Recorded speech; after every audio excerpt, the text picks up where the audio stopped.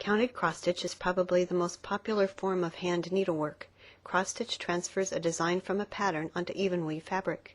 Each symbol on the pattern represents one X on your fabric. The shape of the symbol tells you the color. For the chart we're working on, each square symbol will be an X stitched in blue. The symbol 5 will be an X stitched in yellow, and so on. Embroidery floss is made up of 6 individual strands of thread. Cut a length of floss about 18 inches in length. Then pull out individual threads one at a time. This will make your stitches lay neater on your fabric. Cross-stitch uses a tapestry needle. A tapestry needle has a large eye, so it's easier to thread. It also has a blunt tip. To thread your needle, you can use a needle threader, or you can pinch the thread over the eye of the needle to make it easier to thread. To start stitching, bring the needle up from the back of the fabric, leaving a 1-inch tail on the back. Stitch one diagonal of the X. Stitch over the tail of thread on the back for the first few stitches. Never use knots on the back of your fabric. Continue to stitch just half of the X for the entire row. When you reach the end of the row, work back, completing the X. It does not matter which direction the top of the X slants, but you want all of your stitches to slant in the same direction, otherwise your stitching will appear uneven. If we were stitching on 14 count Aida, which is a good fabric to begin on, we would use 2 threads. To make it more visible for our video, we are going to use 6 strands of floss on 6 count fabric.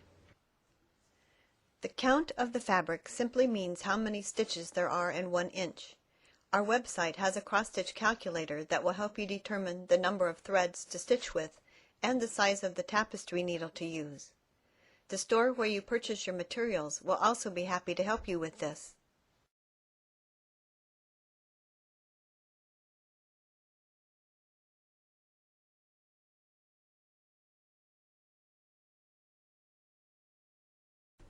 When you've completed all the X's on the first row, simply drop down 1 row and stitch the next row.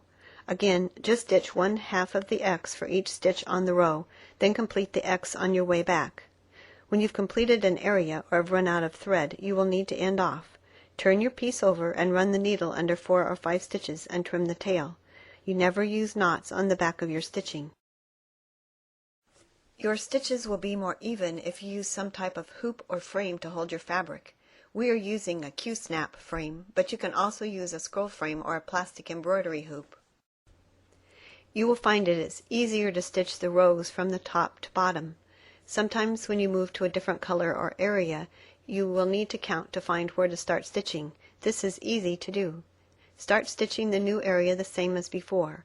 Bring your needle up from the back of the fabric, leaving a 1-inch tail which you stitch over to secure the thread. Stitch half of the X on a row, then work back to complete the X's on that row. Your stitches should lay flat on the fabric without distorting the fabric. It's easy to pull your thread too tightly. Stitch a row with less tension to see if the stitches look better. If you run out of thread before you complete an area, just run your needle under a few stitches on the back to end off. To start stitching again, you don't have to catch the tail like we've shown before. All you need to do is run your needle under a few stitches on the back of the fabric, similar to how we ended off, and continue stitching. Keeping your stitching neat on the back will help when you try to frame or finish your project. In addition to the regular cross stitch, many designs will call for back stitching. Back stitching is a running stitch used to outline a color or to make lines. Back stitching is always done last. On our design, the strings for the balloons and the words are done in backstitch. Usually backstitching is done with half the strands that you used to make the X's. Start by anchoring your thread as before. When you backstitch, you make a stitch for each time the pattern crosses over an intersection of the grid on the graph. Usually you will not skip over more than 2 spaces, but that depends upon your pattern.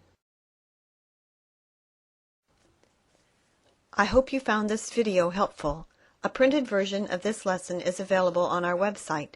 Be sure to visit your local needlework store. They love stitching and will be happy to answer any questions. They can also help you find that perfect project to get started stitching.